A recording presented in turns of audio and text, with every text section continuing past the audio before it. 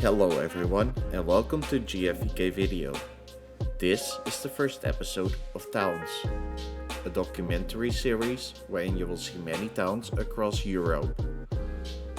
You'll learn various facts about the town's location, history, how you could reach it, and the notable sites.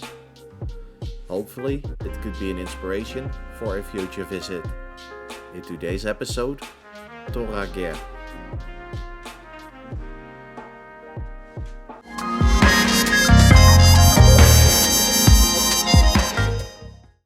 In this episode, we are in Lithuania, in the southwestern town, Tauragė. Tauragė has been located in many former empires, and there's even evidence of human habitation dating back around 12,000 years ago. In this area, trade with the Roman Empire might have taken place, as coins with Roman emperors have been found.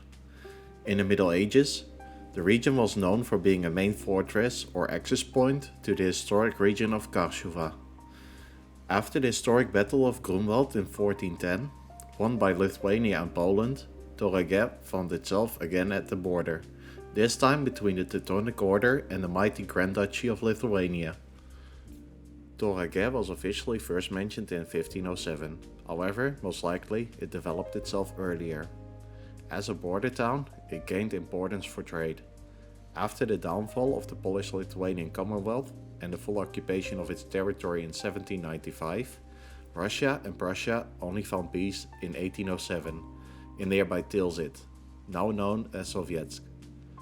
The peace did not last long, as Napoleon Bonaparte decided to invade Russia soon after, with Prussia initially siding with France. However, in the Tauragė Convention, signed on the 30th of December 1812 in nowadays Tauragė, it was decided that the Prussian army remained neutral. The general of the Prussian army was suspended, but 2 months later, by means of the Treaty of Kalisz, Prussia sides with the Allies and therefore against France, together with Russia. Eventually, it led to an insurgency in the French allied Rijnbond, also known as the Confederation of the Rhine, or Napoleonic Germany. Given all these facts, Tauragė has had a huge role in turning around the expansion of Napoleon's France. Sadly, Tauragė has faced major fires over the course of its history, which destroyed nearly all of its historic wooden houses. The town rose again in 1836, with the construction of the road between Tilsit and Riga. Up until the First World War, the population of Tauragė rose from 200 to 10,000 people. But all of its rise came to a sudden end in 1915, when Germany completely destroyed the town. In 1918, Lithuania finally came back into existence again, by declaring independence on the 16th of February. However, the independence did not last long. In 1940, Lithuania was once again occupied, this time by the Soviet Union. Educated people were deported, and people of German origin fled the town.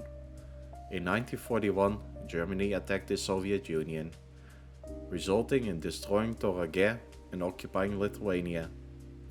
During German occupation, almost all Jews in Tauragė were killed. 1944 saw the takeover of the Soviets again, this time lasting until independence was declared in 1990. Tauragė, as many other towns and cities in the Soviet Union, was industrialized and saw during this time an influx of people coming to the town for work. Many apartment blocks and facilities like schools and kindergartens were built. However, when Lithuania finally became independent again, after nearly 50 years of non-stop occupation, many of the factories closed, as they were proven unsustainable for the free market economy. Tauragė slowly lost its population, but nevertheless, the city works hard on improving and becoming the best version of itself. Quite respectable given such a history.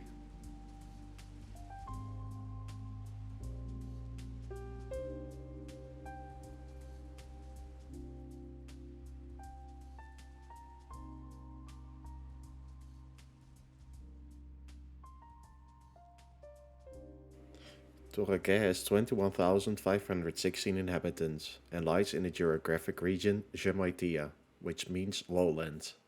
On the western side flows the small river Jūra.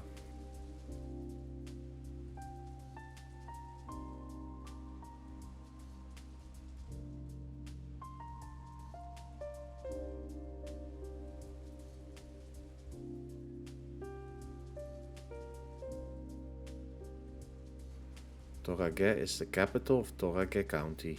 The county has 92,667 inhabitants, which is the lowest population of all counties in Lithuania. Other towns are Jurbarkas and Šilalė. Tauragė County borders Kaliningrad Oblast, which is an exclave of Russia. Tauragė as a town only lies 18 kilometers from the border.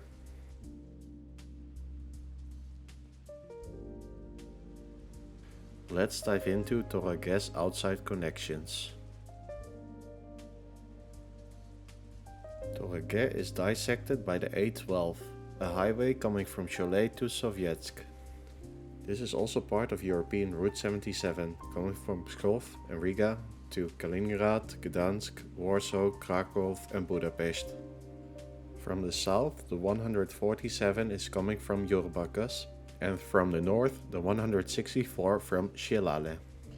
Tauragė's bus station is located at the major crossing in the middle of the town. And additionally, there's a railway line from Cholet and Radviliškis towards Pagėgiai and the Russian border. However, Tauragė's railway station is not in use for passenger traffic.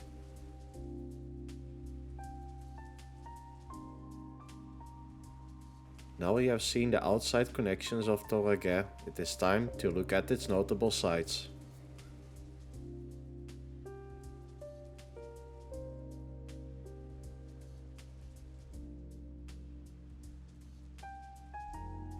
First of all, we start with the Martynas Mažvydas Evangelical Lutheran Church.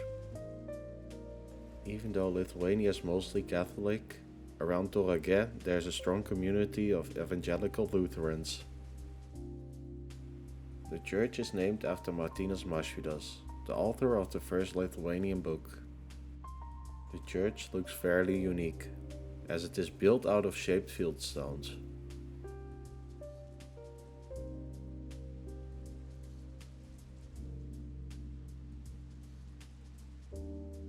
Tauragė Castle is actually not really a castle. It used to be a customs building made out of brick in 1844. Besides as a customs facility, the building has also served as a prison, a mental hospital, a state college of commerce, a middle school and a polytechnic school. Nowadays the building hosts the Tauragė Regional Museum, a children's library, a pupils creative center and other cultural institutions.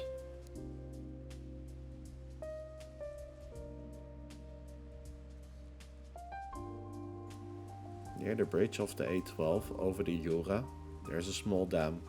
This dam was built in 1985. Originally, the first dam was built in 1922. Back in the day, this used to be a small hydroelectric dam. The building of the hydroelectric dam has been removed. On its place, there is now a hotel. Later on, a fish path has been constructed. This lets fish move up and down the dam.